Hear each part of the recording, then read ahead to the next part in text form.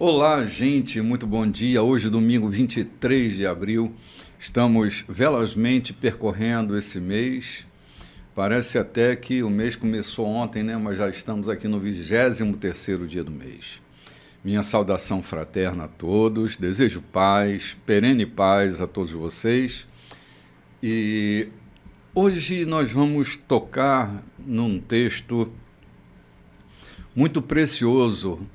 É que todo domingo a gente toca num texto precioso, né? Com conteúdos fantásticos.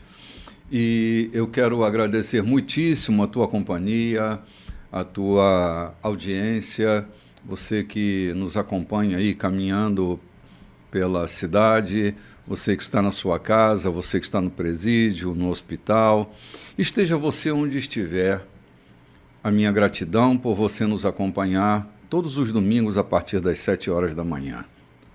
E hoje eu estou acompanhado da minha querida amiga Loide Nogueira. Muito bom dia, Loide. Bom dia, meu bispo. Como é que você está hoje? Eu estou bem, estou em estado de poesia. Oh, cantando, né? Cantando, já acordei cantando. É isso aí, meu bispo. Salmo 46, há um rio que corre do trono de Deus, que alegra a cidade do Altíssimo, Exatamente. a morada do Altíssimo. E nós somos essa morada, por Somos, isso nós estamos alegres. Sim. Olha, bom dia para você também. Você já preparou o seu café?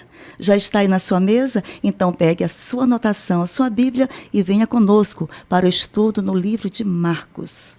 Muito bem, Marcos capítulo 6, se você deseja nos acompanhar, nós vamos começar ali a partir do versículo 7, que foi onde nós paramos na semana próxima passada, né, Loide? Sim, aqui no capítulo 6, isso mesmo, versículo 7. Vamos começar a leitura? Vamos lá. Então vamos lá. Aqui é Jesus agora com a missão dos 12. Jesus convocou os 12 e enviou-os em duplas. Deu-lhes autoridade e poder para enfrentar a oposição maligna, além das seguintes instruções. Não pensem que precisarão de muito equipamento para cumprir a missão. Vocês são o equipamento. Nada de depender do dinheiro. Sejam simples. Nada de hospedagem de luxo. Hospedem-se no lugar simples e contentem-se com isso. Se não forem bem recebidos e se não os ouvirem, retirem-se sem estardalhaço, sem fazer cena. É hora de dar de ombros e continuar o caminho. Então eles partiram. Em alegre tom de urgência, anunciaram uma mudança radical de vida. Por onde passaram, expulsaram demônios e levaram saúde aos doentes, ungindo o corpo e curando a alma. Opa, vamos dar uma paradinha aqui. Coisa linda, esse texto é de uma substância fantástica, Loide. A primeira coisa que eu queria considerar é que Jesus enviou os seus discípulos em dupla. Se ele tinha 12, eram 6 duplas. Podia se multiplicar isso por 12 flechas, né? Olha. Mas ele preferiu formar 6 duplas. Essa coisa do 2 em 2 é um princípio bíblico dos mais importantes. Começa lá com Salomão, quando ele diz que melhor é serem 2 do que 1. Melhor é serem 2 do que 1. Se um tiver frio, o outro aquenta o outro. Se um cair, haverá então quem o levante. Sim. Tem uma canção do Asaf que diz que quem anda sozinho pode ir mais rápido, mas nem sempre vai mais longe. Essa coisa do 2 em 2 ajuda muito a gente manter o caminho em equilíbrio e com nitidez. Às vezes a gente está desanimado, não é? É. Aí o outro, que está num contraponto, está mais animado e produz um efeito na minha vida para que eu me anime nessa jornada. Eu costumo dizer que receber notícias nossas, vindas pelos lábios do outro, é uma das coisas mais deliciosas que a gente encontra ao longo da vida, não é? Quando alguém olha para você e diz, você vai conseguir, nós estamos juntos, você é forte e resistente. Isso. Eu estou não orando desanime, por você. eu estou orando por você. É. Então, essa coisa da dupla, da cumplicidade, é um fator facilitador da jornada. A não ser que não haja acordo, né? Amós 3:3, bispo, diz, como vai andar junto se não há acordo? E é um inferno. É um inferno. E Jesus separou a dupla. Eles não se escolheram, né? Interessante isso, que Jesus escolheu o par de cada um. Porque Jesus conhecia o temperamento, quem precisava ser adoçado, quem precisava do companheiro. 12 personalidades bem distantes. Bem diferentes umas da outra. Então, Jesus, quando olhava para esses discípulos, ele sabia quem ia ser o tratamento de quem, o remédio. Quem seria o remédio de Pedro? Quem está entendendo? Sim. Então, Jesus não deixou que eles mesmos se escolhessem. Porque é muito fácil olhar para uma pessoa e dizer, eu quero com você, eu quero você na minha equipe, eu quero estar junto com você. Mas não, foi Jesus que escolheu cada um para estar andando juntos.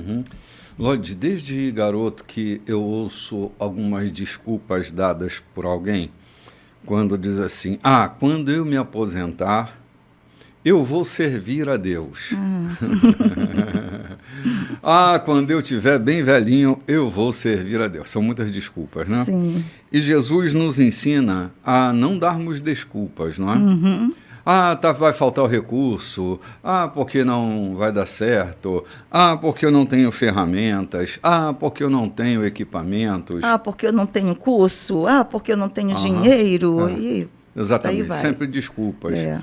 E Jesus aqui, ele fecha esse assunto dizendo, o equipamento é você. Que maravilha. Você é o equipamento. Lodi, o dia que eu descobri que eu sou o maior recurso que eu tenho, o maior recurso que eu tenho não está na minha conta bancária, não está na minha vida patrimonial, não está na minha herança de família. O meu maior recurso sou eu. Deus colocou tesouros preciosíssimos dentro de mim. Só me deu um vaso de barro, que sou eu, né? Mas dentro desse vaso de barro, ele colocou tesouros maravilhosos. Os recursos na jornada do Evangelho são como aquela experiência de Moisés lá na rocha de Meribá. Moisés não sabia, mas tinha água escondida dentro da rocha. À medida que ele demandasse a fala para a rocha se abriria para dar água. Deus sempre colocará os seus recursos no nosso chamado. Amém. Sempre vai estar ali. Amém. Eu preciso me deslocar. O deslocamento é a chave do sucesso do nosso ministério. À medida que eu dou um passo na direção dessa minha jornada, eu ainda não cheguei lá, mas já não estou mais onde eu estava. Eu me desloquei. E é no deslocamento que as coisas vão acontecer. Sim. Eu acredito que onde há missão, o Senhor envia a provisão. Claro. Claro. Ele envia a capacidade. A provisão, ela está dentro da visão. Isso. Ela é o recurso para a visão. Se eu tenho uma visão e demando nessa visão, eu sempre terei uma provisão. Porque a provisão não é para mim, é para a visão. Para a visão. Quando Abraão e Isaac estão lá na montanha e o Isaac está prestes a ser imolado, a resposta de Abraão para ele é: Deus proverá para si o cordeiro. Não é para ti, não é para mim, é para si. Se eu estou numa demanda do chamado da minha vida, a provisão virá para a manutenção da visão. Sim. Porque o dono da visão manterá a visão, será o provedor dessa visão. Então, a gente não precisa ter medo. Quantos passos ao longo da minha vida eu dei sem recurso algum? Você se lembra quando compramos esse auditório, que aqui estamos, né? Nós não tínhamos dinheiro para isso, nós tínhamos uma decisão. Sim. E tomamos essa decisão sem os recursos aparentes. Mas quando a decisão foi tomada, os recursos começaram a brotar. Se a gente for ficar esperando recurso para fazer o que tem que ser feito, a gente pode ficar a vida inteira esperando que alguma coisa aconteça. Então, a gente precisa aprender a fazer demanda. Demanda responsável, mas demanda de acordo com a missão, né? E é isso que o Senhor está falando aqui, né? Vocês não têm hospedagem agora, mas vai aparecer, né? Ele quer dizer, vai aparecer aquele que vai hospedar. Eles não iam nessa missão já com a reserva no hotel, né? A gente reserva o hotel de uma viagem, reservamos, né, até mesmo o carro para chegar lá, para tomar o destino, trabalhar, mas aqui não havia esse compromisso com o hotel, nada. Aí o Senhor deu aqui, ó, nada de hospedagem de luxo. Hospedem-se num lugar simples e contentem-se com isso. Se contentar, que é o segredo, essa palavra aqui. O segredo é exatamente esse, Lloyd. Eu tenho conhecido alguns pregadores renomados que há uma exigência em eles irem até lá.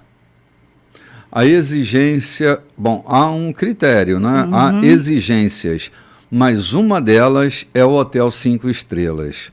Bem, se quem te convida é generoso para pagar um Hotel 5 Estrelas, tá tudo bem. Maravilha. Mas a minha exigência não pode ser isso.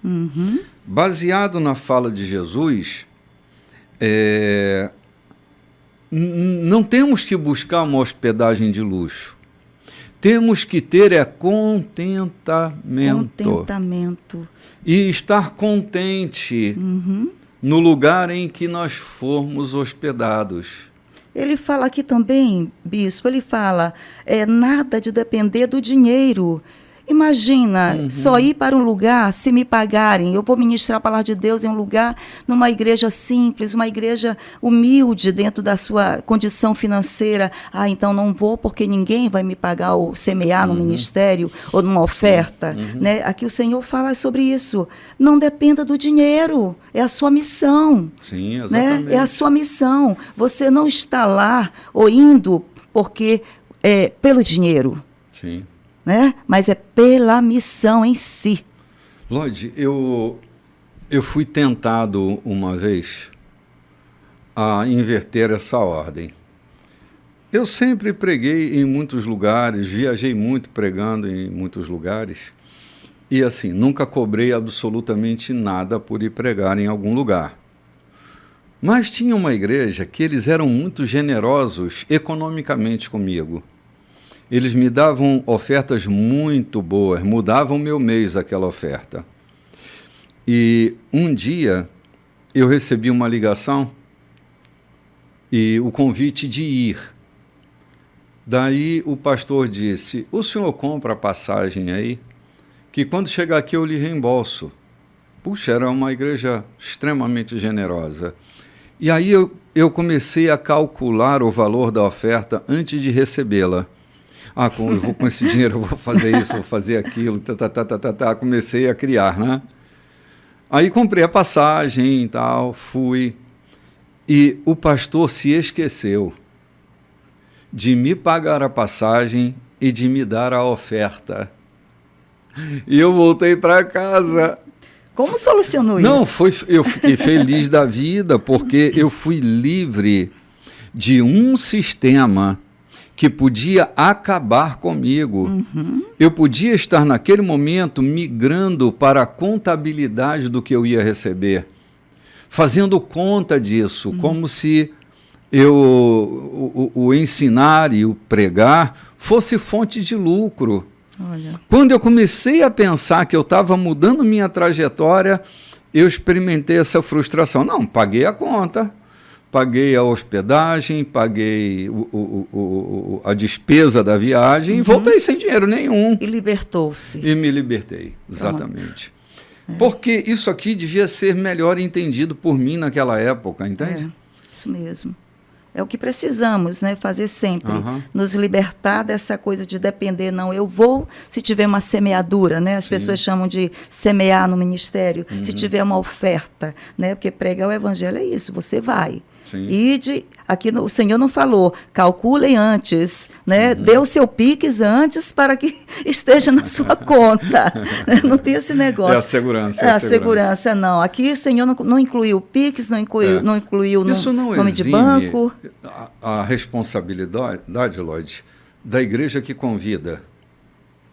A igreja que convida tem que ser generosa. Sim, generosa com o deslocamento da Sim, pessoa. honrando a pessoa. Honrando, verificando se a pessoa tem realmente condição de estar naquele horário, naquele lugar. O que está faltando para que você esteja aqui? Né? O cuidado que a igreja tem que ter com aquele que ele chama para abençoar a sua congregação através da ministração da palavra. Sim. Eu tenho andado em muitas igrejas por aí e, graças a Deus, as pessoas têm sido muito generosas, cuidadosas, atenciosas para comigo, perguntam se eu tenho condição de estar lá, se querem que eu vá buscar em casa, o que é necessário para a minha presença lá nesse lugar. Então, eu acho que esse carinho, né, dar essa condição da pessoa estar lá, parte da igreja, ela tem essa condição de me buscar em casa, Sim. de mandar um táxi, um carro, seja o que for, ir presencialmente. Nós, quando vamos buscar aqui mulheres para ministrar aqui, no encontro de mulheres, nós temos todo esse cuidado, né? Que as mulheres venham, cheguem em segurança no local. O que é preciso para que você esteja lá nesse horário? E elas dizem, preciso disso. E a gente, isso aqui atende? Atende sim, então pronto. Sim. Lloyd, há um princípio que eu aprendi com Jesus, é que há coisas que a gente não pode exigir. Precisam nos dar sem que nós estejamos exigindo. Respeito, por exemplo. Outro dia eu conversava com uma pessoa e ela disse, se eu exigir respeito, eu disse, mas respeito se exige? Respeito se exige. Autoridade é reconhecida, não é imposta. Conquistada. Né? Então, assim, a gente precisa colocar a cabeça no lugar e o pé no chão para a gente pensar qual é o papel da gente nessa atividade da vida, né? Sim, sim. Então, o contentamento, vamos voltar lá ao texto. O contentamento é a chave para a gente viver bem. Cara, há tantas coisas simples que geram contentamento em nós. Eu fui ao interior há um tempo atrás e entrei numa casinha, era de sapê. Como que chama aqui? Não é sapê, né? Pau a pique, essa casinha de barro. Sim, casinha de barro. Eu chamo casinha de barro. Tá, tudo bem. É uma casinha de barro, né? E, cara, mas ela estava tão arrumadinha. Estava tudo tão arrumadinho, um cheirinho de limpeza naquele lugar, que eu trocaria a minha habitação por aquela habitação na boa. O lugar era lindo, no meio de um campo, um lago lindo lá no fundo. Eu moraria ali numa boa. Eu não sou tão urbano assim. Eu sou meio urbano, meio rural. Eu gosto de ouvir o grilo cantar. Eu gosto de ouvir o barulho da grama crescendo. Já tomou água de pote, bispo? Claro. Aquela água geladinha dentro do pote, gostosa. Ora. Minha irmã já tomei na caneca, na cacimba, na cabaça. Tomei água de poço. Muitas vezes a gente viaja e toma banho de cuia, né? De caneca, de lata, porque não tem um chuveiro, né? Então, contentem-se com isso. Sim, Pronto. É isso que tem. É isso que tem. Tá tudo bem, tá tudo tranquilo, né? Desfrute. Desfrute. Repetindo pela enésima vez a fala do Rubem Alves, né? Experiência mística a gente tem na vida não é quando a gente vê e ouve criaturas do outro mundo. Experiência mística é olhar para o mundo à nossa volta e encontrar o belo. Encontrar o sagrado nas coisas que a gente está experienciando naquele dia. E para isso a gente de verdade não precisa de dinheiro. O belo está aí, exposto e manifesto. Isso mesmo. Aqui nesse último versículo, aqui, ó, se não forem bem recebidos, olha aqui, se não forem bem recebidos e se não os ouvirem, retire-se, sem fazer o quê? Cena. Ceninha. Sem fazer cena. Retirem-se. E pronto, e está tudo bem. Aí ele diz, é hora de dar de ombros e continue. Claro. Não vai parar a missão. Claro. Por causa disso, retirem-se desse lugar. Se não houve acolhimento, arruma a tua trouxa. Sem fazer estardalhaço. Sim. Vá em paz, não faça cena e continue o caminho. Ah, mas tem gente que gosta de uma cena, né?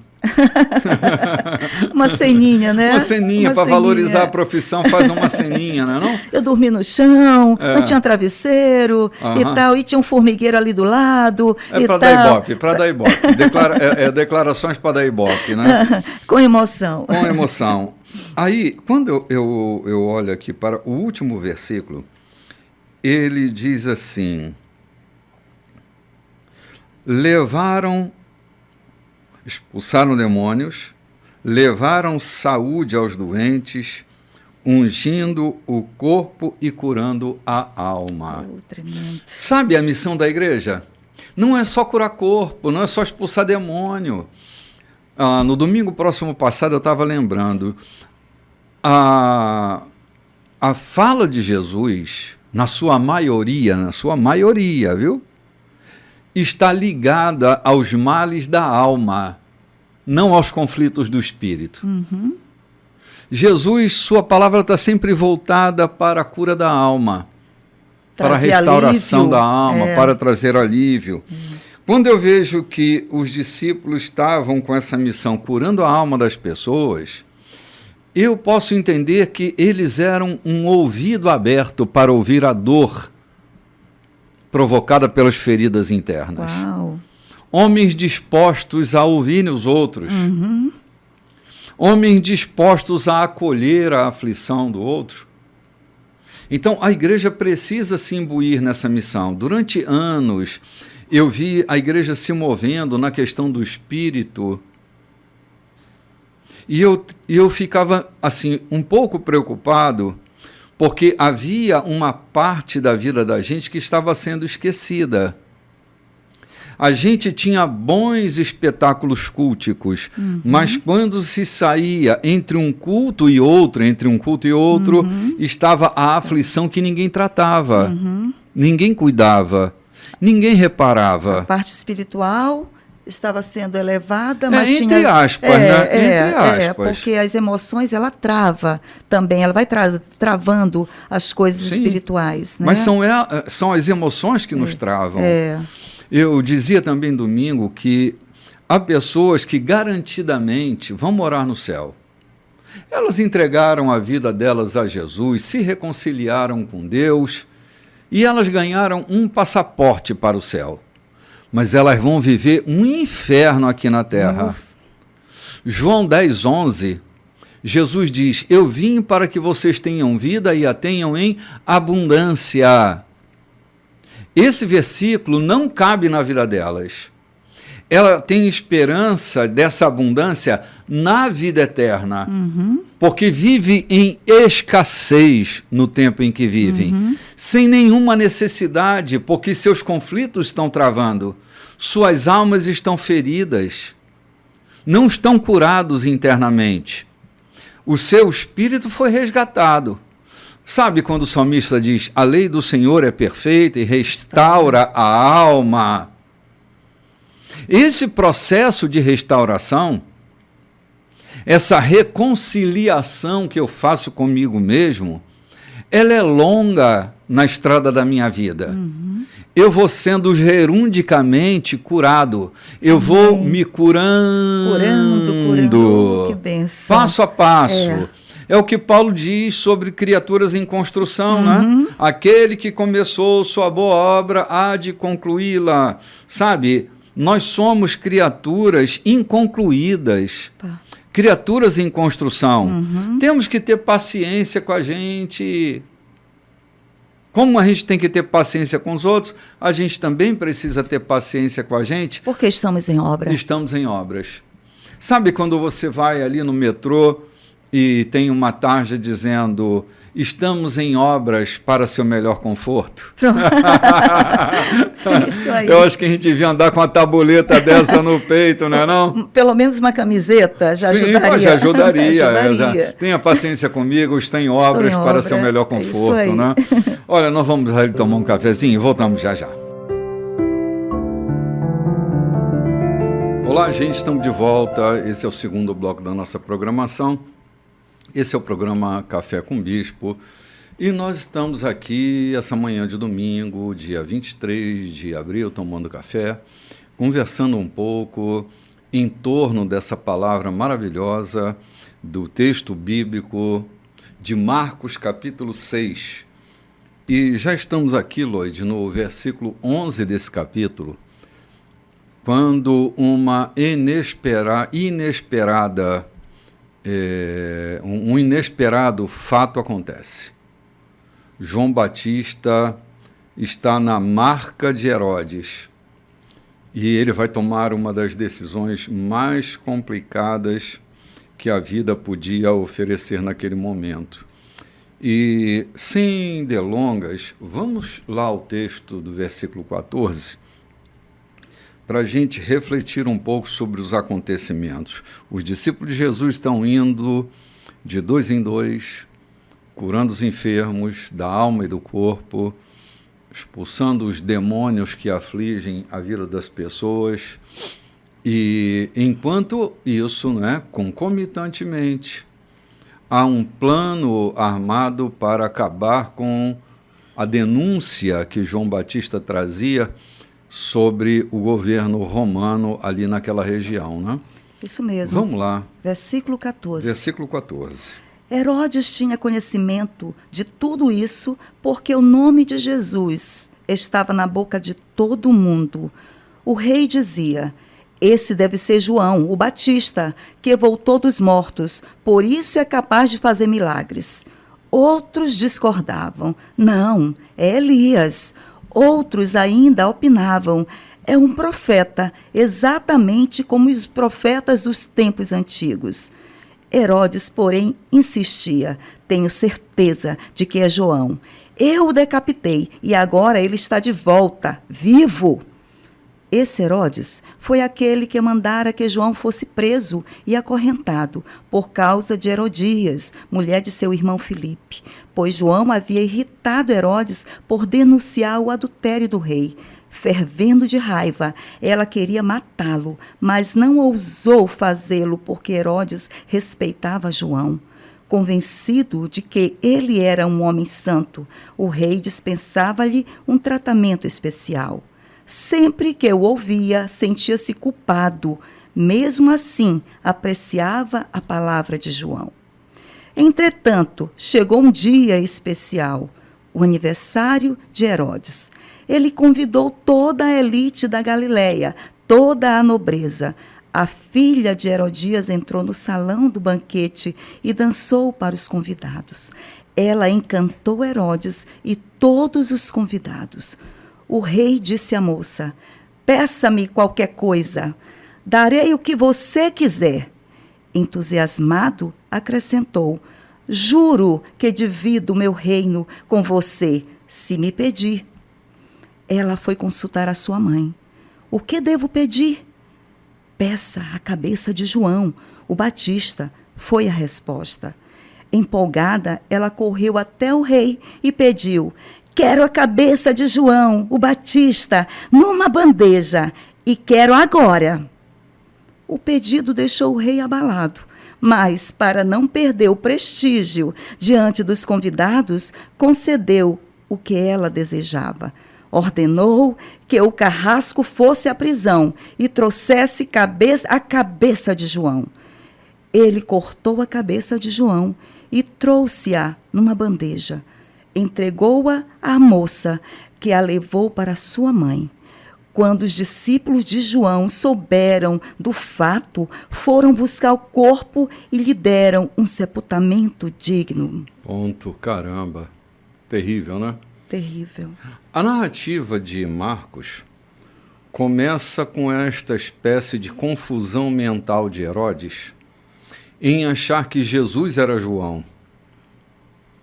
Pois ele havia acabado de decapitar João e aparece Jesus com uma fama célere. Ele diz, só pode ser João que ressuscitou. Não, eu tenho certeza. Não, não é João, é Elias e tal. Não, é João, eu estou certo que é João. A confusão mental, a culpa que ele carregava, acabava fazendo ele pensar que Jesus era o próprio João. A culpa sobre nós, ela gera um endividamento sem tamanho. Faz a gente ver coisas que não existem. Verdade. Lembra que a culpa está sobre ele desde o discurso de João. Com a morte, isso sobrecarrega. Porque ele reconhecia, o tratamento especial que ele dava a João, é porque ele reconhecia que João tinha alguma coisa diferente nele. Então, ele dava esse tratamento especial a João. E toda vez que João falava, ele se sentia culpado, mas não deixava. Era uma espécie de um orgasmo sadomasoquista que ele tinha com as palavras de João. Ele era maltratado, mas era uma estranha satisfação se sentir ferido com as palavras de João. Estranha satisfação. Um vício, não, né? Não era um prazer, era um vício no sofrimento. Emocional ali, sim, né? Sim. Porque assim, João denunciava o pecado dele. João não fazia acordos, conluios com a corte. João era atrevido para o gosto dele, isso alimentava, né? Exatamente. Era o único que o confrontava. Eu acho que essa falta de mãe que Herodes teve, via em João, a mãe que ralhava, Uau. A mãe que dava as palmadas, né? Uau. E ele não podia viver sem João. Isso mesmo. Ele precisava desse confronto de João, né? Para reposicionar ele, para tirar esse Herodes aí, né? Malvado, né? Sim. Esse Herodes aí cheio de confronto, que não tem limites. Sim. Eu estou te falando, essa era, bom, a impressão que me dá, que essa era a ambiência do orgasmo sadomasoquista que Herodes tinha na alma dele. Um menino levado. É um sapequinha, né? Um sapequinha. Um sapequinha. Que impressionante. Um sem controle, que não aprendeu em casa a ter controle. E João era esse homem. Exatamente, que dava um freio, que o confrontava, né, que denunciava as loucuras de Herodes e não media o limite entre a realeza e a profecia. E, de certa forma, ele o admirava, Herodes admirava. Sim, não João, era por isso que tratava ele bem, de maneira especial, né? Justamente. Que incrível. Bispo, que coisa maravilhosa estamos extraindo desse texto. Sim, porque o comportamento de Herodes não é muito diferente do comportamento de algumas pessoas que nós conhecemos. Sim.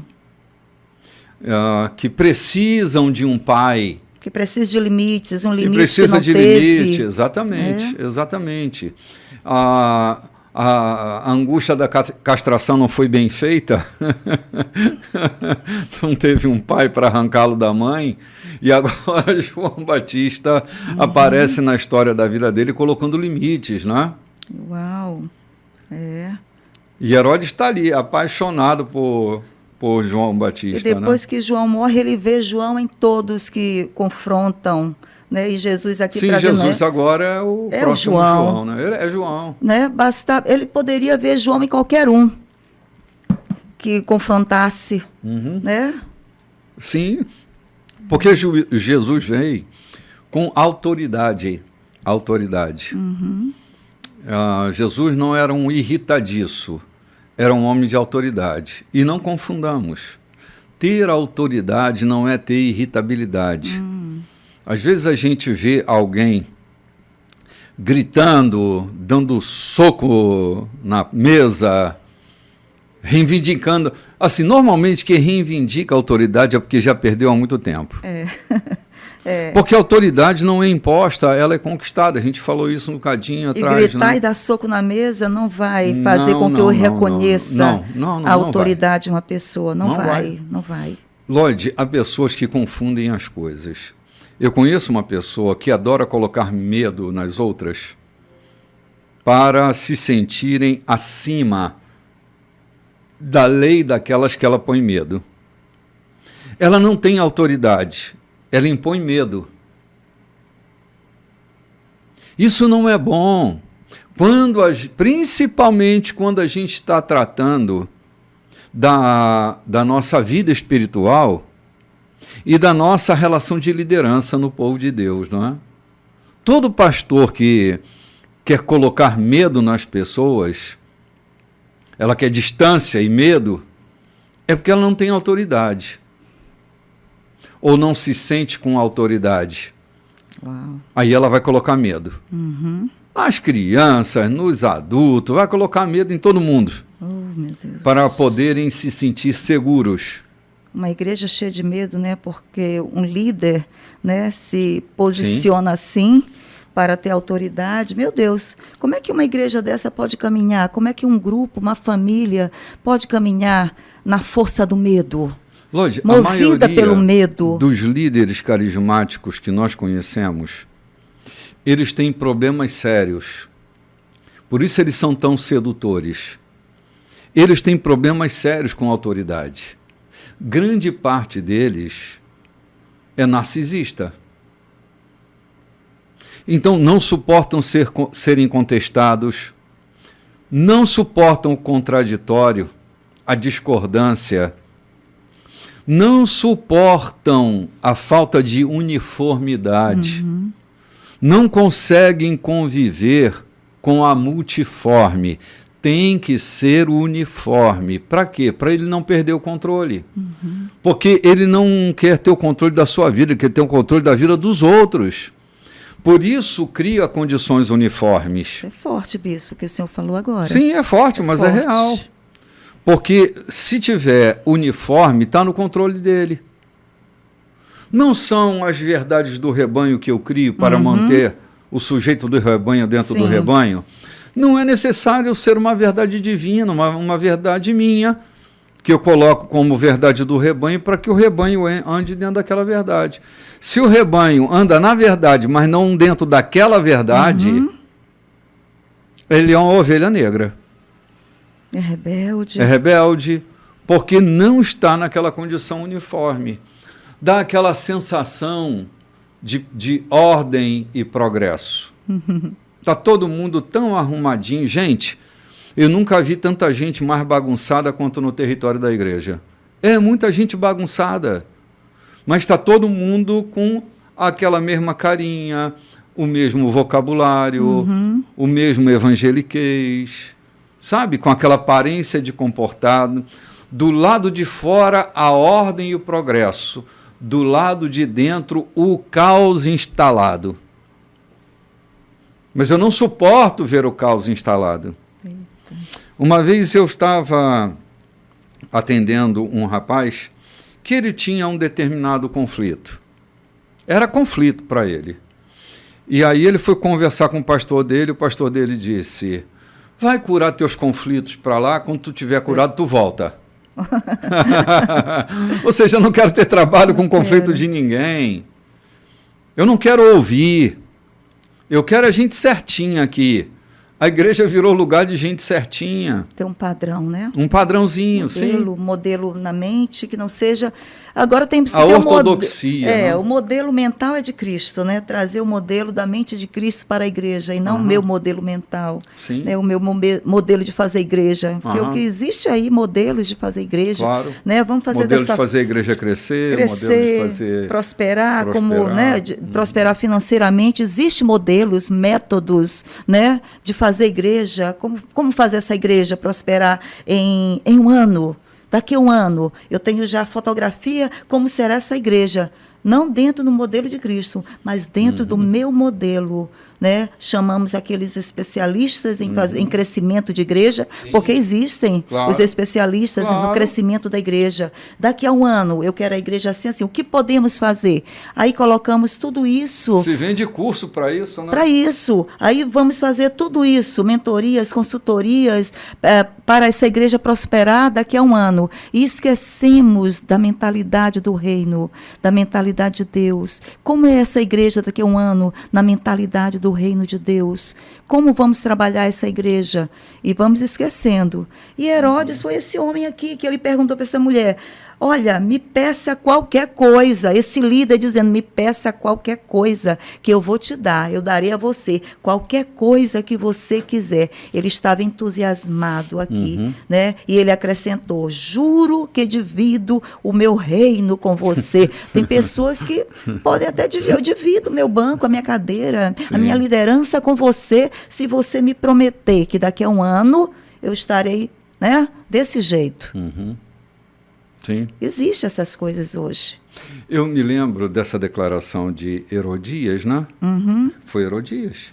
Herodes fazendo essa proposta para Herodias. Para Herodias, Sim. é. Eu me lembro de Esther, que também o rei diz para ela: se até a metade do meu reino tu me pedir, eu te darei. Sim, okay? Entusiasmado. É. Aí a menina Esther é mais esperta, né? Assim, por que ela ia pedir a metade do reino se ela podia ter o reino todo, né? Se tivesse o coração do rei. Não é? Não, só que essa daqui era uma menina de programa, né? Herodias era uma menina de programa. Meio indecisa, né? Ainda foi perguntar para a mãe o que eu peço. Sim, uma quebrete, uma piriguete. Indecisa. Uma piriguete. Está negociando, né? Está negociando. E o problema é que a relação entre a mãe dela e Herodes, né, era uma relação espúria. E a mãe dela estava para morrer, porque ela era provocada. Então a cabeça de João Batista era mais cara que a metade do reino de Herodes, né? E aqui uma negociação terrível acontece, um ritual de matança, quando os interesses são bolidos. Me lembro também de Tiago, quando ele diz: de onde vocês acham que vem a guerra? Não é da cobiça de vocês? Não é dos assuntos mal resolvidos que vocês têm dentro de vocês? Está tudo dentro de vocês. Está tudo dentro de vocês. E esse conflito estava ali, dentro de Herodias, dentro de Herodes, e o objeto conflituoso chamava-se João Batista, né? O grande confrontador da tragédia do reino de Herodes. Que coisa, Loide, que coisa. Nós vamos agora avançando um pouco mais, né? Estamos no versículo 30. 30. Aqui o rei ficou abalado com o pedido, mas, enfim, a cabeça de João Batista foi cortada, né? Foi colocada numa bandeja. É isso aí. E os discípulos souberam do fato, foram buscar o corpo e deram a João Batista um sepultamento digno. Né? Já no versículo 30, nós vamos falar, bispo, vamos aqui, que os apóstolos voltaram de sua missão e relataram a Jesus tudo o que havia feito e ensinado. Jesus disse: venham, vamos parar e descansar um pouco. Era tanta gente indo e vindo que eles não tinham tempo nem para comer. Eles entraram no barco e foram para um lugar mais tranquilo. Entretanto, alguém os viu partindo e a notícia se espalhou. Muita gente saiu correndo das cidades vizinhas e chegou ao lugar destino antes deles. Quando Jesus saiu do barco, uma multidão imensa o aguardava. Ao ver todo aquele povo, ele ficou comovido. Afinal, era como ovelhas sem pastor. Ele imediatamente pôs-se a ensiná-los. Já no cair da tarde, os discípulos viram que Jesus estava se alongando e o interromperam. Vamos. Vamos dar uma paradinha aqui. Vamos. Nesse versículo 34. Lloyd, essa multidão sem pastor é uma coisa que me incomoda muito. Parece mais com aquela música do Roberto Carlos, né? Com uma multidão que não sabe para onde vai. Jesus sempre se incomodava com a alma das pessoas que andava desbussolada, né? Alma desbussolada, alma desorientada. E ele tinha uma conexão muito forte com gente perdida. Estar perdido não é a pior condição que a gente encontra na vida. Perceber-se perdido talvez seja a melhor condição que a gente encontra para se encontrar. Há pessoas que passam a vida inteira perdidas como se tivessem encontradas. Desconectadas delas, desconectadas da vida. E Jesus tinha compaixão por essa gente que se achava perdida. Porque perdida a gente vai andando até se encontrar. Mas a sensação de não estar perdido talvez seja a sensação mais trágica. Porque ela te dá um senso de acomodação que faz você ficar localizado no perdido por longos anos. A opção de Jesus era sempre na direção dos perdidos. Porque ele tinha compaixão dessas pessoas que viviam uma vida com uma alma castigada, sofrida. Porque o sofrimento, a frustração, ao mesmo tempo que faz a gente crescer, faz também alguns viverem longos períodos de deserto. Num deserto sem fim. Daí, às vezes, uma escuta, uma palavra pode nos reconectar com a vida. Verdade. E Jesus estava sempre voltado para essa reconexão. Jesus, na verdade, era um grande reconciliador do gênero humano. Ele reconciliava com sua palavra e sua escuta os homens com eles mesmos e os homens com Deus, que são as duas reconciliações que nos facilitam a nossa reconciliação com o mundo à nossa volta. Por isso Jesus estava ali. Era uma multidão que parecia não ter pastor. Jesus não se distanciava delas, pelo contrário, ele ia na direção dessa gente. Ele ia, interessante. Ele saiu com os discípulos para um descanso, né? Os discípulos tinham acabado de voltar, estava com um relatório tremendo, né? Ali para falar com Jesus como tinha sido essa viagem de dupla, 2 a 2, como é que foi tudo isso. E eles estavam ali, Jesus, então vamos para um lugar mais tranquilo, né? Vamos para, porque vocês agora precisam descansar, né? Jesus agora estava vendo que os discípulos precisavam de um descanso. Mas aí alguém viu ele se retirando. Né? E como todo faminto e sedento foi atrás de Jesus e uma multidão seguiu, foi atrás de Jesus. É como você falou, Jesus não se distanciou, Jesus não disse não, agora é nosso momento de descanso. Ele foi comovido, aqui diz que ele estava comovido em ver que do outro lado tinha também essa multidão aguardando por ele. E qual foi a decisão de Jesus? Vamos dar atenção a essa multidão. Vamos dar atenção a elas. E ele realmente não disse, não, agora eu estou com fome, agora os discípulos estão cansados, nós vamos comer, não é hora de atender, né? Não se trancou no gabinete, ele foi dar atenção. E uma ovelha sem pastor, ela está ferida, ela está com sede, ela está cheia de carrapato, carrapicho, está com fome, ela está muitas vezes com a patinha quebrada, sabe? Aí eu levo lá para o Salmo 23, quando Davi diz ali, né, que o Senhor era o pastor e ele, como ele se colocou no papel da ovelha, porque ele era o pastor das suas ovelhas, ele sabia o papel de um pastor e também sabia a condição de uma ovelha. E ele disse, eu estou aqui Assim como eu estou para essas ovelhas, dando tranquilidade, levando até as correntes das águas mais tranquilas, para que ela beba dessa água gostosa, sem pressa. Assim estava Jesus para essas ovelhas, sem pressa, levando a água de descanso, a água tranquila. Isso é interessante, isso fala muito comigo, porque em determinado tempo da minha vida, eu fui essa ovelha de patinha quebrada. Sabe, eu fui essa ovelha sedenta, com fome, precisando desse pastor atento para a minha necessidade. Sim. E Jesus estava aqui na necessidade, atendendo às necessidades dessa multidão. Lloyd, a tragédia que eu acho na liderança cristã é a tragédia de líderes fazerem preferência por quem não sofre, fazendo sua preferência por pessoas que são boazinhas. A preferência de Jesus era para os doentes, não era para os sãos. Se a gente tem uma preferência diferente, a gente está criando uma tragédia nesse lugar de reconciliação chamado igreja, né? Vamos ali tomar um cafezinho, querida? A gente volta já já. Vamos lá.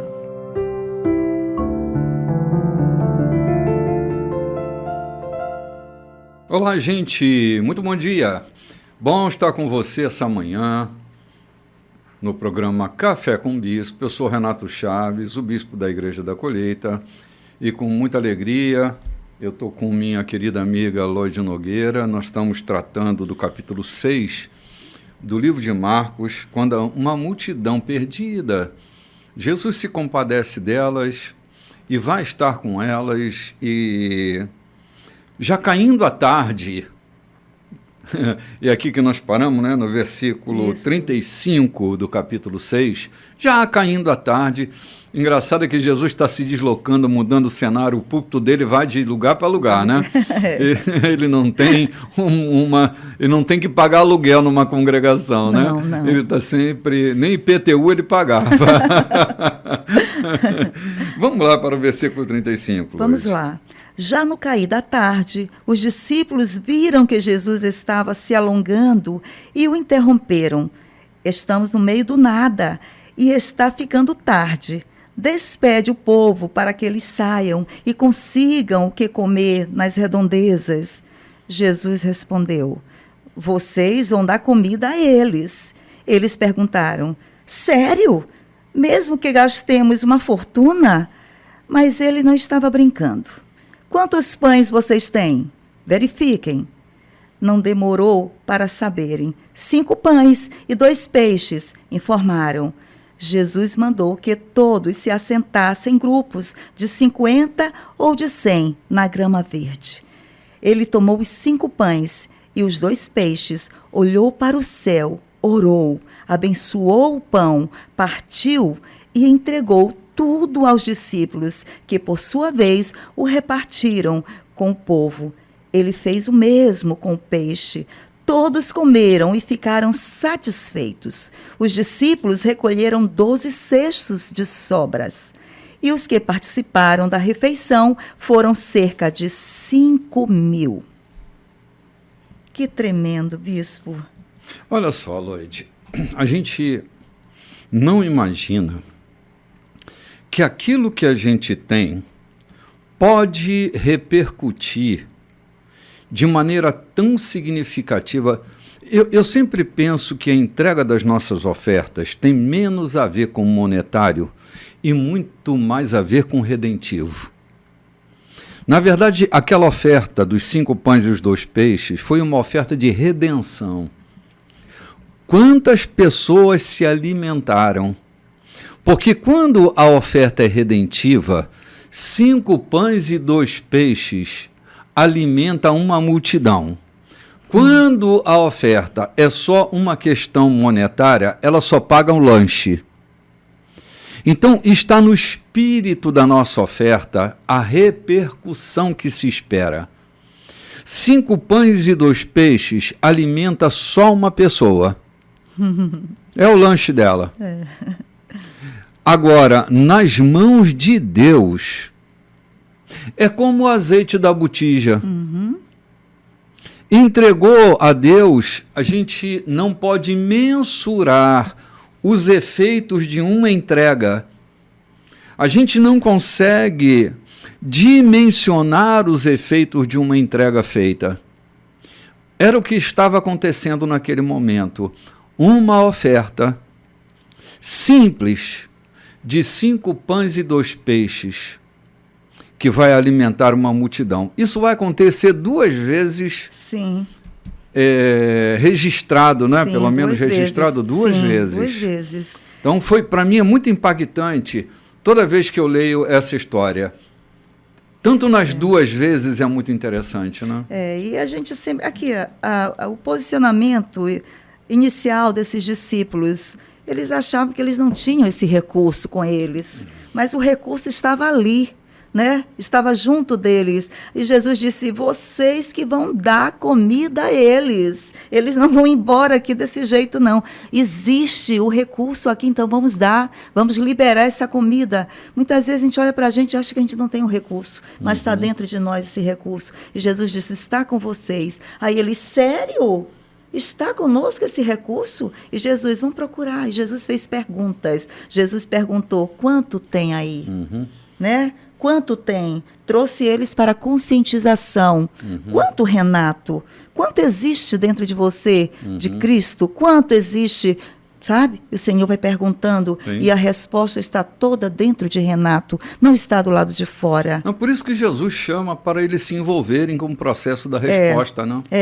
Esse envolvimento, né? A gente se agiganta dentro desse envolvimento. A gente participa. Participa. Né? E Jesus aqui diz, Jesus não estava brincando, não. Jesus não estava brincando quando disse, é você que vai dar de comer para esse pessoal que está aí. E colocou ele para descansar na grama. Como ovelhas, eles foram para a graminha, para o pasto verdinho. Fiquem sentadas aí, ovelhinhas, porque nós iremos alimentar vocês. E eles foram dar alimento. Jesus mandou que todos se assentassem. Tomou o pão. E algo aqui que me impressiona. Ele tomou aquele pão, ele orou. Deu graças por aquele momento, por aquele pão.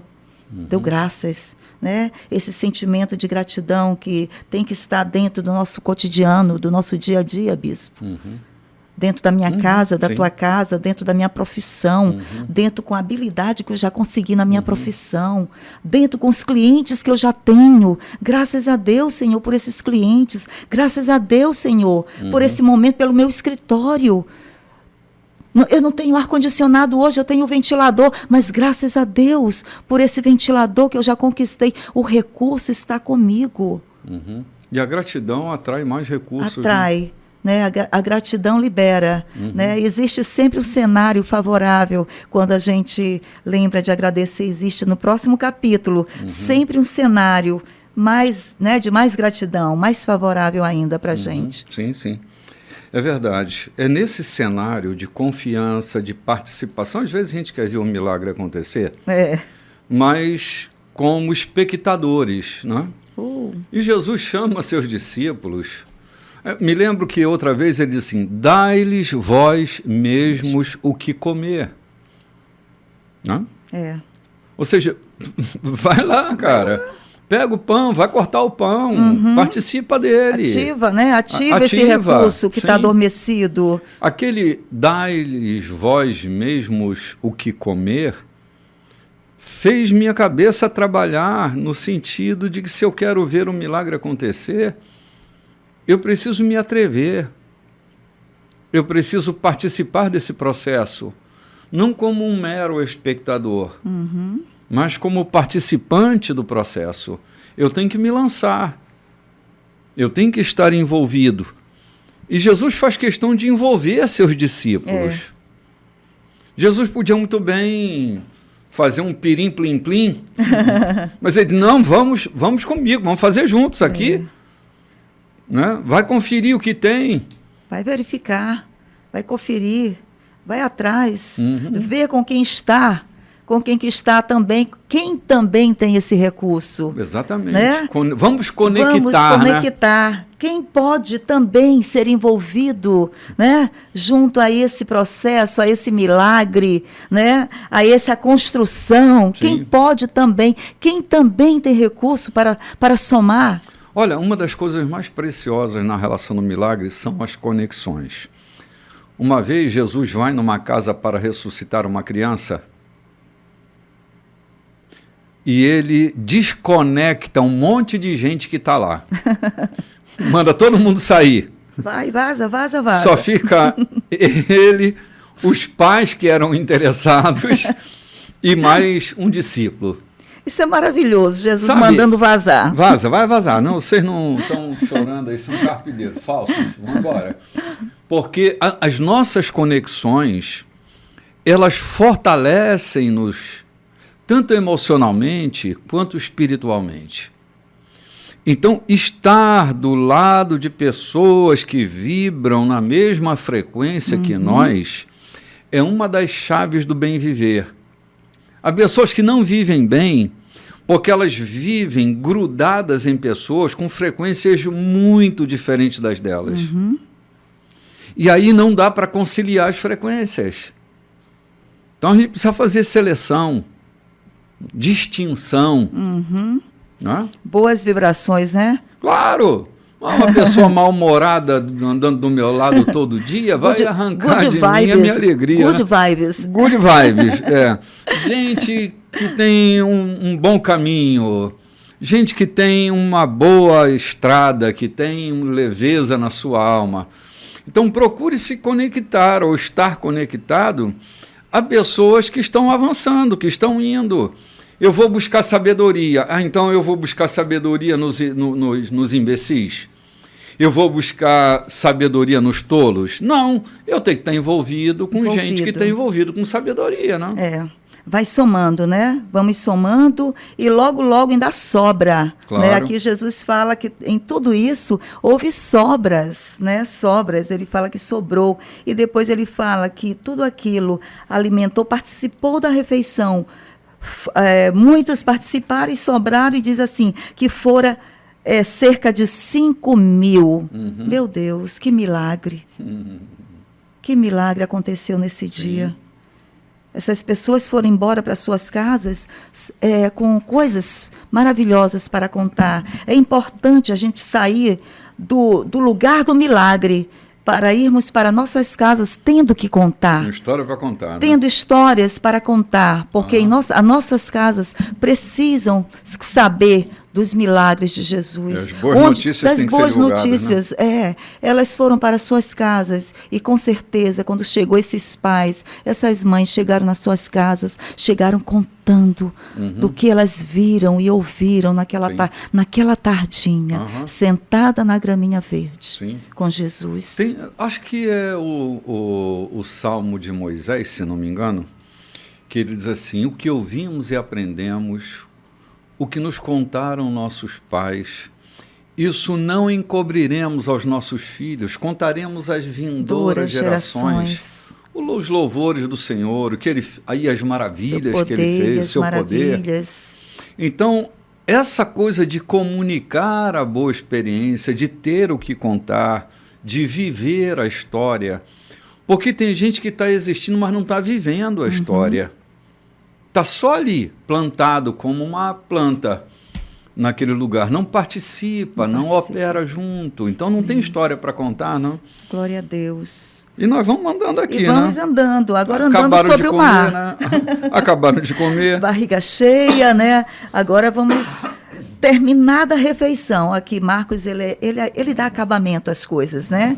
Aí ele colocou aqui, terminada a refeição, Jesus insistiu em que os discípulos entrassem no barco e fossem para Betsaida, enquanto ele despedia o povo. Em seguida, ele subiu a uma montanha para orar. Jesus aqui, meu Deus, Jesus aqui, Marcos, ele coloca Jesus despedindo, ele coloca Jesus aqui no momento de oração, subindo a montanha, orando. É incrível como ele marca, né? Ele faz coisas pontuais, marca, assim, as passagens de Jesus. Tarde da noite, o barco já estava longe e Jesus ainda estava em terra. Ele podia ver a dificuldade de seus companheiros com os remos, pois o vento estava contra o barco.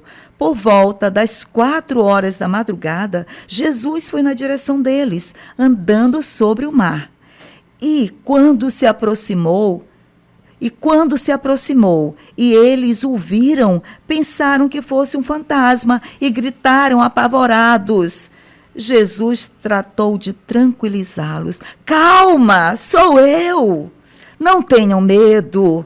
Assim que ele entrou no barco, o vento cessou. Eles ficaram perplexos, coçando a cabeça, tentando entender tudo o que havia acontecido. Não havia entendido o que ele fizera na hora da refeição. Estavam com o coração endurecidos.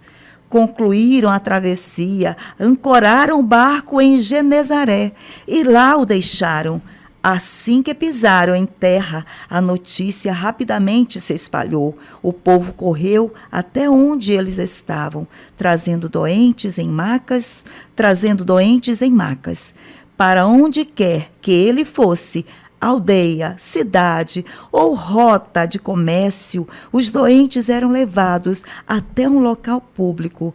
Eles imploravam que Jesus lhe permitisse tocar, pelo menos na orla de sua roupa, e todos que a tocavam eram curados. Olha que coisa, Lloyd. Bom, eu queria considerar primeiro o que acontece lá no versículo 52. Eles estavam com o coração endurecido. Cara, a despeito de terem vivido tudo que viveram, parece que a consciência estava embotada. Eles estavam trancados para tudo que havia acontecido. Eles estavam se movimentando naquela experiência e a ficha não tinha caído. A experiência pode ter sido maravilhosa, mas eles não estavam atentos, não estavam ligados àquilo que estava acontecendo. Por isso, eles ficaram perplexos, né? A perplexidade vem para essa condição de desimportantização da coisa maravilhosa que aconteceu.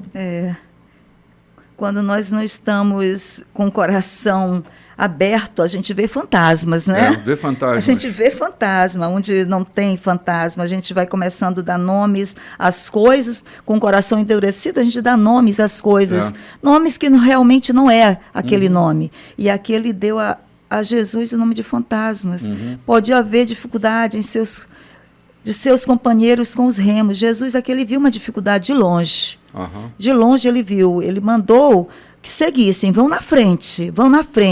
E ele ficou ainda para despedir ali poucas pessoas que ainda estavam ali. Mandou na frente. Mas ele viu que aqueles que foram à frente estavam em dificuldade. Com o quê? Com os remos. Com um recurso que eles estavam tão acostumados, bispo. Eles estavam acostumados a lidar com remos. Claro. Ali havia pescadores, mas eles estavam ali emaranhados com seus remos. E Jesus foi lá, nessa dificuldade. É importante quando Jesus nos vê em dificuldade, ele diz, espera aí, eu vou acudir, eu vou lá onde Lloyd, eu vou desatar aquele nó, eu vou ajudar ela como ela vai colocar aquele recurso de uma forma hábil em suas mãos, né? Muitas vezes o recurso eu estou com ele, mas eu estou com ele de uma forma errada. Eu não estou dando a habilidade que o remo, em minhas mãos o remo não está sendo a ferramenta que precisa ser naquele momento. Sim. Né? Você estava falando de fantasma, como esse apavoramento gera fantasma. Eu estava me lembrando que Jesus disse assim para os seus discípulos: os olhos são a janela do corpo. Se você tiver bons olhos, teu corpo todo vai estar iluminado. Sim. Nessa passagem, Jesus diz que se eu fechar a janela, se eu puxar as cortinas, o meu interior ficará semelhante a um celeiro de grãos mofados. Ou seja, o comprometimento com aquilo que eu vejo, porque acabo vendo com o meu celeiro de grãos mofados. Como eles estavam vendo com as janelas fechadas, com as cortinas fechadas, eles estavam vivendo e vendo, enxergando com esse interior de celeiro de grão mofado. Então viram fantasma. É que o nosso interior mofado, a gente só vê fantasma. A gente não consegue discernir as coisas boas, não consegue ter boas perspectivas. Como que os caras, àquela altura do campeonato, conseguem ver um fantasma? Não discerniram a voz, não entenderam que o que acabaram de ver um pouquinho de tempo atrás, né? Eles não se conectaram, como estavam com a consciência embotada, paralisada. Parecia que estavam entre grades, sem conseguir enxergar a beleza do que está acontecendo, né? É isso mesmo. Nosso coração fica endurecido, né? Quando a gente não consegue estar hábil com as nossas ferramentas, com o nosso ir e vir. Vai, Loide, vai à frente. Você tem essa condição, vai à frente. Mas no meio do caminho, se os meus olhos estiverem botados, se eu estiver vendo fantasma, eu fico ali no meio do caminho, paralisada. Né? Aí Jesus vem ao meu encontro. Jesus foi ao encontro deles. Né? E quando Jesus vem ao meu encontro, meu coração precisa se abrir. Né? O meu coração precisa se abrir. Verdade. É que se o coração abre, não é isso que o Provérbios capítulo 4 diz? Que se tem um lugar que eu preciso tomar cuidado, porque a minha vida depende, é meu coração. Meu coração. O pensamento da gente, que faz parte do conjunto do coração, a gente precisa estar vigilante, porque a vida da gente vai depender desse cômodo do coração chamado pensamento, porque se ele for mal, os meus dias serão muito ruins. O coração alegre aformoseia o rosto, dizia Salomão, né? O coração alegre e contente aformoseia o rosto. A carranca não procede de um coração que está pacificado, de um coração amoroso. É resultado dos fantasmas internos. Aí eles aparecem logo no nosso semblante. O semblante é uma questão muito séria, né? A gente reflete no semblante os conflitos internos da gente. Mas se a gente estiver pacificado por fora, vai aparecer no semblante também. Vai tornar formoso, né? Deixa eu arrumar melhor isso aqui. E Jesus tratou de tranquilizá-los. Calma, sou eu. Sim. Não tenham medo. Assim que ele entrou no barco, o vento cessou e eles ficaram perplexos, coçando a cabeça, tentando entender tudo o que havia acontecido. Tem hora que a gente não entende mesmo. Tem hora que não tem como entender. Mas quando Jesus diz assim, calma, sou eu que estou nesse barco. Sou eu, você precisa levar o barco mais adiante. E aí eles concluíram a travessia. E com calma eles ancoraram o barco lá em Genezaré. E lá o deixaram. E assim que pisaram em terra firme, segura, a notícia rapidamente se espalhou. E o povo, de novo, bispo, o povo correu até onde eles estavam. E eles trouxeram seus doentes, seus acamados, para receberem cura, os milagres de Jesus. Olha, nós estamos correndo com Jesus e seus discípulos, andando por todos os lados, tendo experiências fenomenais e desastrosas. Nada nos está sendo ocultado para que a gente entenda como é o movimento da fé. Às vezes a gente faz umas críticas aos discípulos que eu não sei se nós estivéssemos lá, se nós não estaríamos na mesma condição, entende? É porque a gente está vendo de fora e se espanta. Mas se nós estivéssemos lá, talvez também estivéssemos assustados. porque Jesus faz umas coisas que assustam a gente, né? É tão fenomenal, né? É tão impactante que chega a ser assustador. Mas os discípulos são pessoas normais como nós. Sim. Jesus não está nem dando bronca e jogando ele no inferno porque eles não conseguem entender com clareza, né? Eles precisavam concluir a travessia. É. Isso era, Jesus, temos que continuar, vocês não vão ficar aqui parados, temos que continuar. E serve para nós também, serve né, para nós, continuar a missão, não ficar emaranhado porque aconteceu uma coisa aqui e não deu certo, se esconder, porque muitas vezes acontece uma coisa no meio do caminho e a vergonha vem, a culpa vem, o medo vem, as pessoas se escondem, não, eu não quero mais fazer isso, não dá mais para mim, isso não é para mim, isso é para você, e se escondem, né? E Jesus diz, temos que atravessar, você tem que concluir. Olha, eu falo com você aí. Talvez não tenha dado certo um projeto em sua vida, uma liderança, algo na sua vida, não sei o que é, mas não fique no meio do caminho. Você precisa atravessar, você precisa concluir o que começou. Não pode paralisar nesse momento. Sabe, Jesus está dizendo para você, calma, vamos atravessar. Eu seguro em tuas mãos e nós vamos atravessar. O momento está difícil, mas olha, importa que atravessemos. Vamos atravessar. Não é isso, bispo? É isso aí. O que importa é que a gente se desloque, Lloyd. Se desloque. As condições nem sempre serão as mais favoráveis. Nem sempre nós vamos estar no melhor dia, com a melhor performance.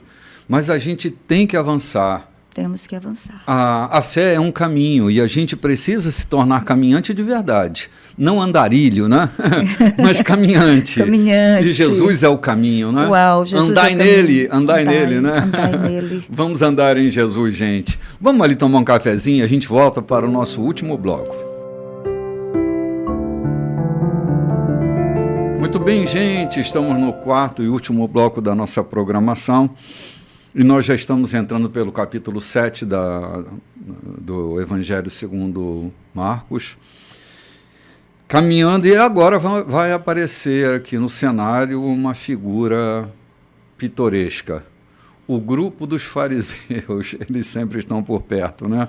É. Já tava sentindo saudade deles. Estava com saudade, bispo? Tava, eles são muito implicantes, né?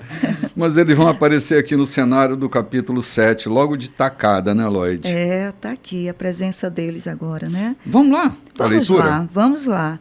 Os fariseus e alguns líderes religiosos vindo de Jerusalém reuniram-se à volta dele para reclamar que os discípulos dele eram negligentes com as purificações rituais antes das refeições. Os fariseus e judeus, em geral, jamais participariam de uma refeição sem primeiro proceder ao ritual da lavagem das mãos, principalmente se tivessem chegado da feira, para não mencionar como limpavam canecas, panelas e outras vasilhas.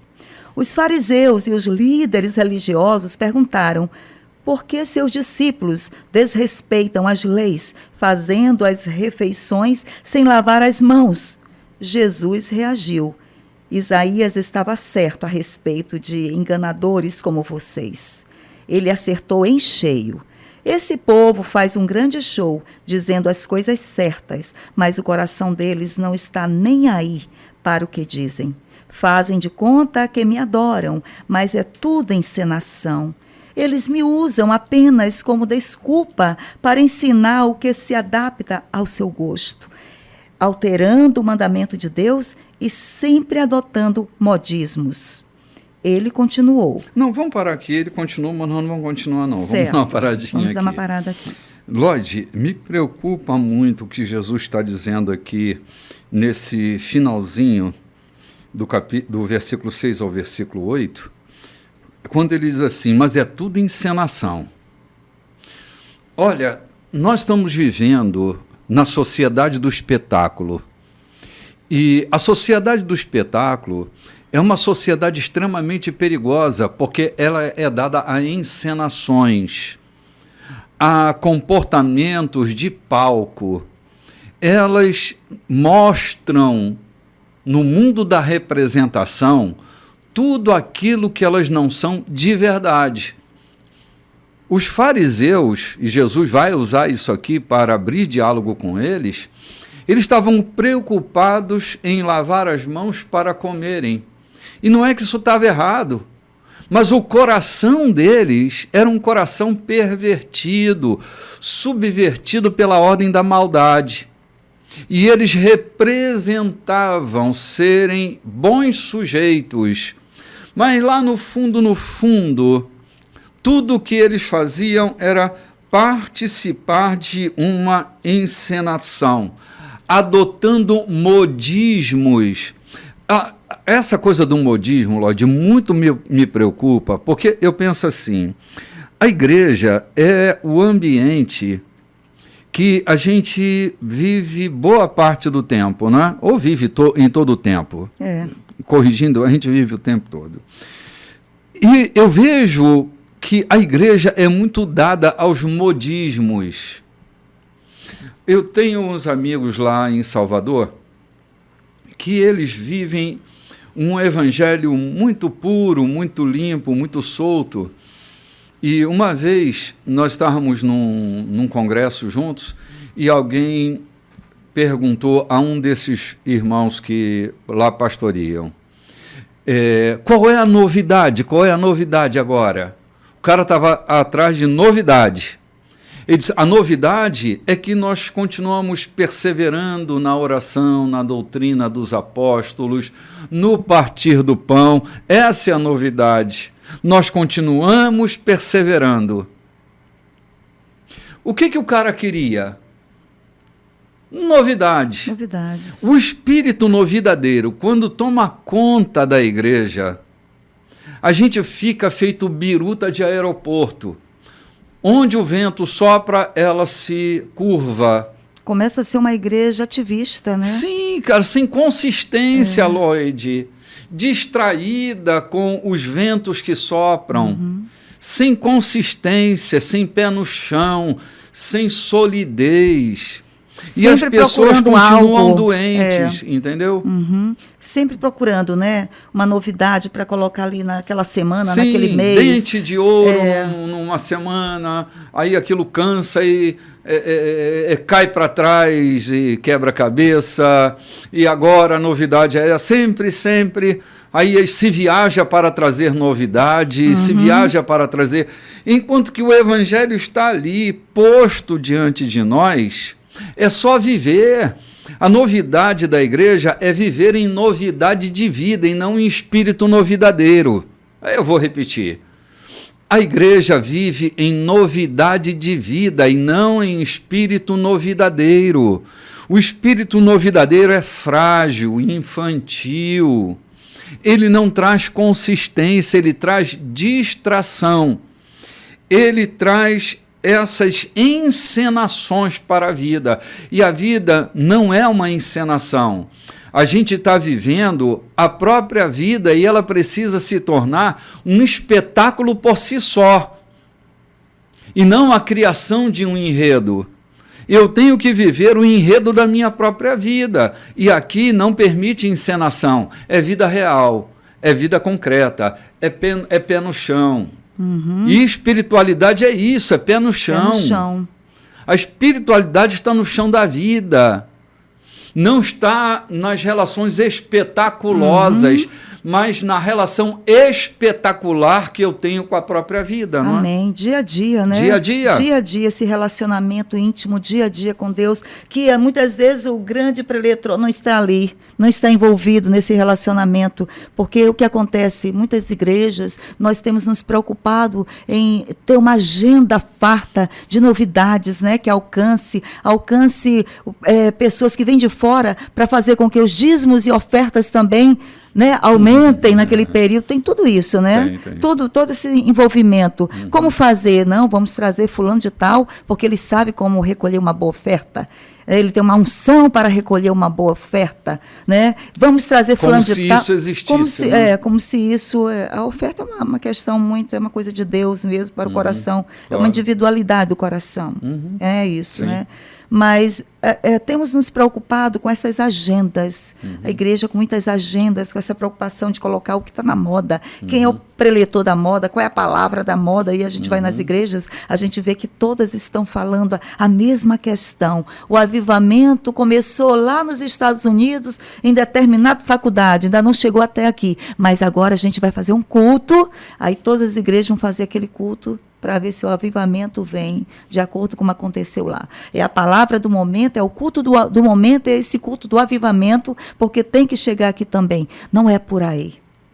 Não é por esse método, né, de modismo, mas é pela o quê? Não é por força nem por violência, mas é pelo Espírito Santo de Deus. Sim. Eu tenho ido em muitas igrejas e a preocupação é que o avivamento que chegou lá na Universidade dos Estados Unidos, que está lá por um mês, não sei quantos dias, também chegue aqui. Então vamos preparar o cenário para isso. Vamos convidar fulano de tal, que tem uma palavra assim, e o avivamento virá. Né? Então isso tem me preocupado. Ter essa visão que essas igrejas estão tendo, tem me preocupado, forçar um avivamento de Deus. Enquanto isso, o avivamento pode ser simplesmente lá no meu quarto, momento que eu estou com Deus, me ajoelhando, que não é modismo. Quem dera, né? Esse negócio pegasse mesmo. Todos os dias eu ali, você, a nossa casa, a nossa família, a nossa igreja, no nosso quarto. Talvez esse discurso seja da nossa eterna insatisfação, né? Sempre querendo alguma coisa mais forte, a dose mais forte, né? É, a dose mais forte. A dose mais forte. A gente fica com essa sensação de insatisfação com a vida, querendo mais, não é? Eu acho que esse desejo do avivamento é uma condição de insatisfação que as pessoas têm naquele momento. Elas querem algo porque elas não suportam o que elas estão vivendo naquele momento. Não é bom, aquele momento não está bom. Tem que buscar algo melhor, não é? A falta de satisfação com aquilo, com a porção que Deus está dando naquele dia, com a porção que Deus está dando naquela ocasião, né? Tem uma canção do Asaf que eu gosto muito dela, ela diz assim: Senhor, eu quero estar atento àquilo que tu tens para dizer, não é? Aquilo que tu tens para dizer à igreja, eu quero obedecer, quero ser fiel no ouvir e no fazer. Acho que a postura dos avivados é essa, de querer estar atento para ouvir tudo que Deus tem para dizer, tudo que Deus tem para falar à igreja, e parar com essa ansiedade espiritual. Vou até acrescentar um termo aqui que não é muito adequado, mas essa ansiedade espiritual, sabe? Cara, vai viver aquilo que Deus está te dando naquele dia. Transforma isso num espetáculo. Transforma isso em algo maravilhoso, místico, né? Comece a olhar para dentro de você e veja se essa necessidade de avivamento não é a condição da insuportabilidade que você tem com a condição que você está vivendo hoje. Que não venha de um modismo, de algo que aconteceu em um lugar e que venha, mas que venha realmente liberado por Deus. Sim. Né, liberado, que seja um sopro de Deus para este lugar, para o meu coração, para o meu momento, né, uma estação apropriada de Deus, né, mas não aquela coisa, tem que chegar aqui de qualquer jeito, deixa eu como homem fazer acontecer. Não é assim, não é a minha natureza, eu como homem que vai fazer isso acontecer, mas vem de Deus para nós. Né? E é essa ansiedade, porque aconteceu lá, então tem que chegar aqui. Isso que tem me preocupado nesse momento. Né? Essa igreja que está precisando estar, tem que vir. Porque nós, não. Há tanta insegurança, Segurança. Né, assim, quando eu era menino, eu pastoreava uma igreja e eu tinha muita necessidade de aprovação. Porque era uma comunidade de gente muito adulta e eu era só um rapaz. Tinha acho que 24, 25 anos. E eu tinha muita necessidade de aprovação. Então, eu queria muito ser um operador de milagre para ganhar respeito. Um dia eu estava orando e meu pensamento foi lá nas minhas loucuras, né? Enquanto orava. Eu dizia, Senhor, se um dia eu estiver pregando e flutuar, meus pés saírem do chão e eu ficar flutuando e pregando, eu vou adquirir o respeito dessa gente. Me faz flutuar. Puxa, que loucura, não tinha nada a ver com a glória de Deus, tinha a ver com a minha falta de segurança, né? Então eu não queria um milagre, senão para me promover como pessoa importante. Sim. Eu estou contando meus segredos, minhas lasqueiras aqui, porque alguns não têm coragem de contar, né? Mas eu estou te contando para você entender que tem muito da loucura da gente. Sim. Entende? Sim. Eu vivo em milagre todo dia. Eu vivo um avivamento todo dia. Eu vivo nesse estado de poesia todo dia. E isso tem sido bom para mim. Então eu não tenho que flutuar, eu não tenho que andar sobre as águas. Agora, estou certo que se um dia eu tiver que andar sobre as águas, ou eu vou flutuar, ou as águas vão se cristalizar, ou Deus vai mandar um peixe para me engolir. Mas que eu vou atravessar, eu vou atravessar. Amém. Glória então, a assim, Deus. Viva aquilo que Deus está te dando. Viva a porção daquele dia. Seja grato. Olha, toda vez, Lloyd, que a gente guarda a porção do dia para o dia seguinte com medo de faltar, ela apodrece. Cria bolor. Tu lembra do maná lá no deserto, né? Sim. Chegava um dia, cara, será que amanhã vai vir? Será que amanhã vamos guardar isso aqui? No dia seguinte estava tudo apodrecido. E é tão bom confiar na fidelidade de Deus, né? Sim. Por que tu acha que Jesus ensinou a orar dizendo o pão nosso de cada dia? De cada dia. Senhor, me dá uma padaria? Não, é o pão nosso de cada dia. Dependência diária de Deus é uma coisa maravilhosa. Você nunca sabe o que Deus está preparando para o dia seguinte, o novo espetáculo do dia seguinte, né? E assim somos avivados, né? Colocar cores, avivar a oração, avivar o amor, avivar a generosidade, avivar o companheirismo, avivar. Perfeito. Avivamento, avivar. Pronto. Avivamento não é a condição que Deus prepara para nos tirar da realidade. Às vezes está tão ruim, tão pesado, que eu quero ser energizado por uma força cósmica, por um raio angelical, por umas purpurinas dos querubins, para tirar o meu pé do chão. O que eu estou querendo é uma anestesia, e estou chamando isso de avivamento.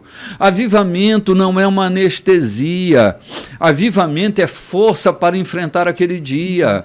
Avivamento é força para dar cor e brilho ao dia que eu estou vivendo. Isso aí. Não é para me arrancar da realidade, é para me pôr dentro da realidade. É isso aí. Olha, lembra que se a gente vai considerar a palavra avivamento, ao que acontecia na igreja do primeiro século, Sim. a perseguição era o cenário do avivamento. Eles estavam vivos, Sim. em pleno risco de morte. Então, assim, é bom a gente repensar esse conceito para que ele não seja para nós um escapismo da realidade. Né? Descer da montanha, né? Descer da montanha. Eu só quero o topo da montanha? Tem que descer. Senhor, porque às vezes a perspectiva de avivamento é aquele encontro com Moisés e Elias no topo da montanha. Isso. Ai, aqui, Pedro está ali gozando de uma experiência. Vamos armar a barraca por aqui. Vamos armar a nossa tendinha aqui, vamos arrumar as coisas, não vamos mais descer daqui. O que Deus quer é que a gente viva lá embaixo, na realidade do sofrimento, nosso e o alheio. Espiritualidade no chão da vida. Exatamente isso. É isso. Eu acho que ninguém vai querer ouvir esse programa, Ah, meu Deus. Então vou me calar por aqui, bispo. Não, mas se a gente se calar, a gente se compromete com a ilusão e a fantasia. E o evangelho não é ilusão e fantasia. E se a gente se calar, as pedras vão clamar. Já cantava meu avô. Se eles se calarem, logo as pedras clamarão. E eram os fariseus que estavam envolvidos nessa história, né? Mande que eles se calem, não provoquem a cidade. Isso aí. Oh, meu Deus do céu. Vamos lá, vamos avançar mais um pouquinho. E nós paramos, eu acho que foi no versículo 9. No modismo, né? Modismo, isso. Ele continuou, que conveniente, não?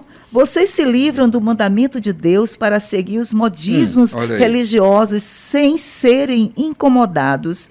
Moisés disse claramente: respeitem seu pai e a sua mãe. Disse também: quem desrespeitar o pai ou a mãe será morto. Mas vocês driblam o mandamento, alegando que é perfeitamente aceitável dizer ao pai ou à mãe: vou ofertar a Deus a ajuda financeira que eu deveria dar a vocês. Assim, vocês se livram da obrigação que têm para com os pais.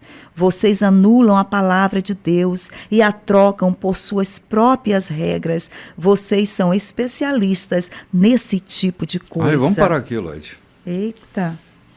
Olha, o poder de uma tradição, ele é tão forte que ele é capaz de anular a palavra de Deus.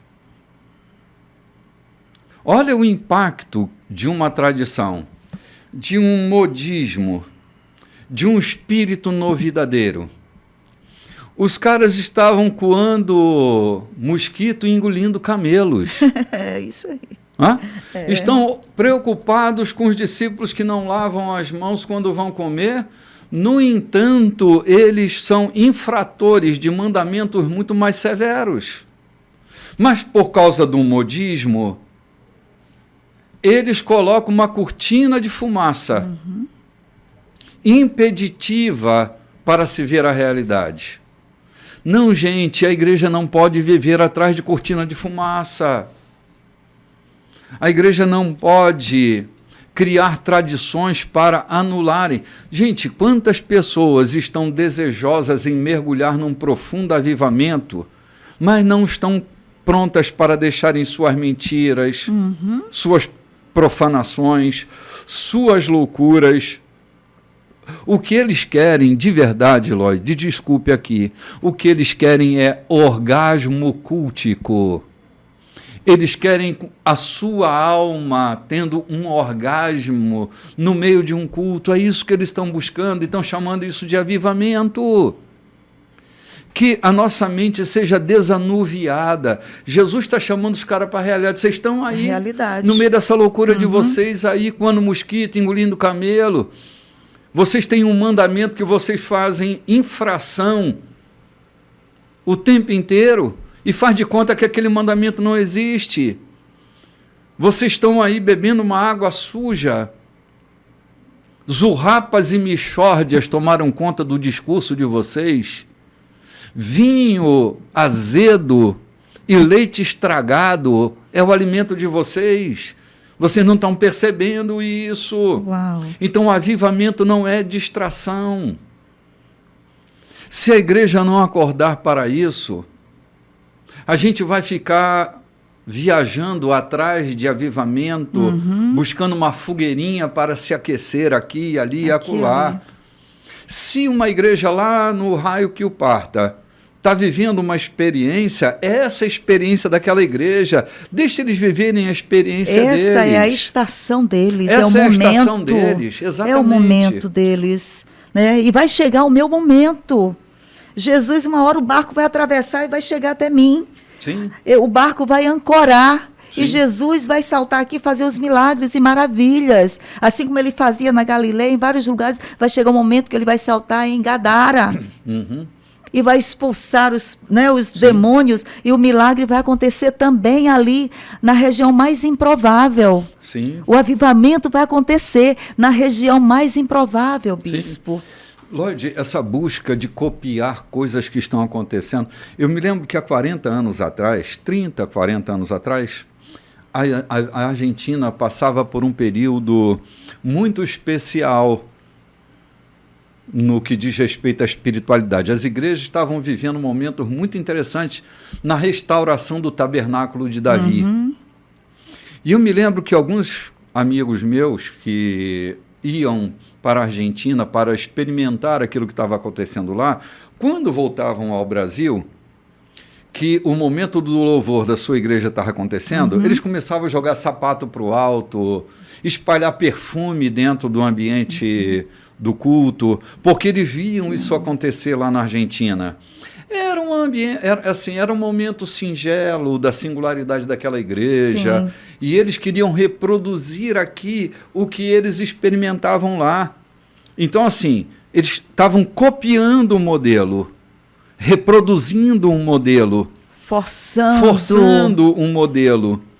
Então, assim, a gente precisa ter cuidado para a gente não forçar uma se ambiência, tornar né? esse forçador de barra. Isso, forçando uma ambiência que não está sendo preparada pelo Espírito, Exatamente. mas uma ambiência preparada Na pelo força da próprio carne, homem. na força da carne. Né, do próprio homem fazendo aquela ambiência acontecer, né? Em nome de Deus, aqui Jesus dizendo, vocês anulam a palavra de Deus e trocam por suas próprias regras, pela sua própria ambiência, pelo seu próprio entendimento.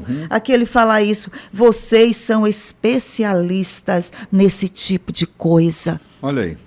Especialista, quer dizer, tipo fazem de dedicadamente isso, né? É. Gente, que loucura é isso que a gente pode entrar se a gente não estiver atento à pureza e à simplicidade do Evangelho, né? Que o nosso coração tire tudo aquilo que está endurecendo ele, Sim, né? porque, cara, vai gerar muita frustração, Lloyd, não só em nós, mas em todo mundo. Olha, infelizmente, terminamos o nosso tempo, é chegada a nossa hora. Nós precisamos partir. Eu sei que em algum momento a gente foi até meio pesado nas colocações da gente, mas eu não posso nem pedir desculpas, né? Eu não posso nem pedir desculpas, porque, cara, foi sério o que a gente falou. Você não vem mais. Não, domingo eu não estou aqui não, domingo eu não vou nem aparecer. Gente, estamos chegando ao finalzinho. Terça-feira, hoje ainda, né? A partir das 19 horas, pela Rádio 92, nós temos a transmissão do nosso culto. E pelo YouTube a partir das 18h30. Nos encontramos mais tarde e também terça-feira no Instagram, @Igreja da Colheita com o Divã da Graça. E na quinta-feira, às 19 horas, o nosso encontro de oração. E domingo que vem, novamente pela manhã, às 7 horas da manhã, estamos juntos aqui na rádio. Minha saudação a todos vocês. Domingo feliz, festivo, cheio do Espírito Santo e de graça de Deus abundante sobre a sua vida. Bom domingo! Shalom.